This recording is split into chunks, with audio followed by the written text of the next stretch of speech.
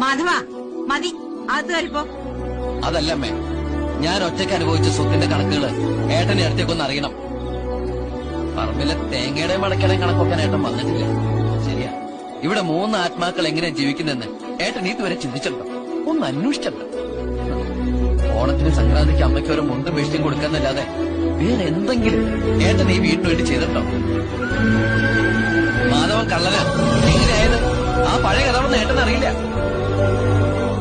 ഈ വീടും പറമ്പും പണയം വെച്ച് അച്ഛൻ വാങ്ങിയ കടം പെരുകി ഒടുവിൽ ഈ വീട് വിട്ട് ഇറങ്ങേണ്ടി വരുന്നു വന്നപ്പോ 12ാമത്തെ വയസ്സില് അതും കള്ളനെ ചുങ്കത്തറയിലെ മേമയുടെ വീട്ടിൽ നിന്ന് പഠിക്കായിരുന്ന ഏട്ടനെ ഇന്നും അറിയിച്ചിട്ടില്ല. ഇന്ന് ഈ നിമിഷം വരെ